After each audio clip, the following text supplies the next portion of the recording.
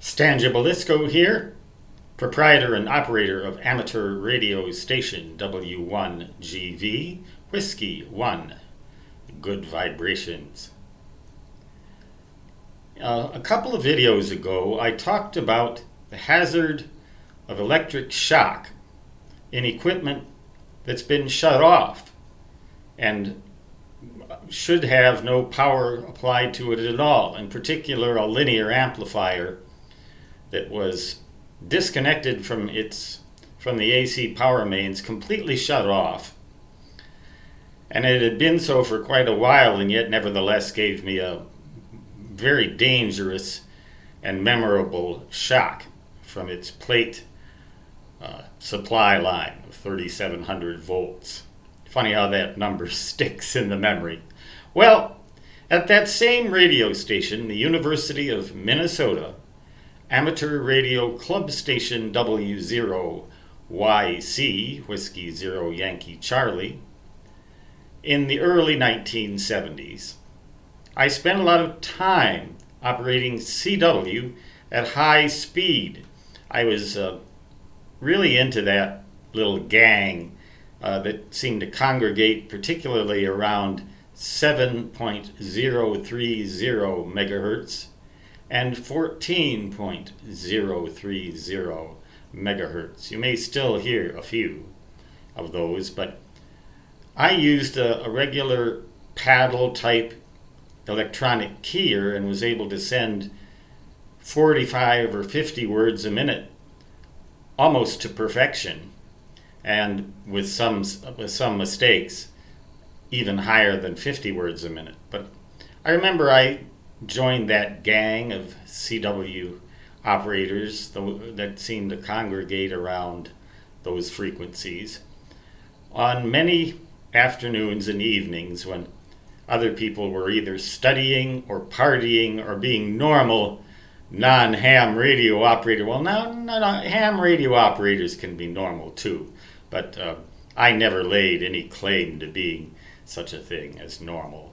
Anyway, one evening, someone began deliberately interfering with my transmissions. That station had full QSK, full break-in CW operation. So if anybody started transmitting when on top of my signal, I could hear them.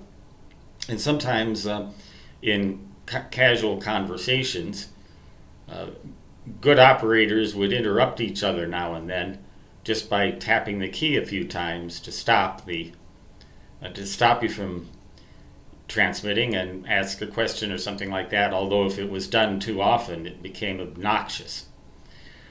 But one evening someone deliberately began interfering with my signal by zero beating my signal, and whenever I would transmit, I don't know whether it was a he or a she, maybe neither, but it would send a series of das, da da da da da da da da, and it was a proficient, elite, high-speed CW operator, but it had a bad attitude for some reason, wanted to create trouble for some reason, and what reason I can't imagine, other than that the person was a CW troll of sorts, a rotten operator. In ham radio jargon, we call a rotten or bad operator a lid, like the lid on a can. Lima, India, Delta, lid. Well, this was an elite lid because he knew exactly how to irritate and how to make the most out of that ability to irritate. Was a very good operator in terms of skill, raw skill. But it was as if the captain of the Titanic deliberately sank the ship or something like that. It was just a paradox, an anomaly. And I just thought I'd tell that little ham radio story for your edification and enlightenment and opportunity to comment, "Oh, Stanley, shut up."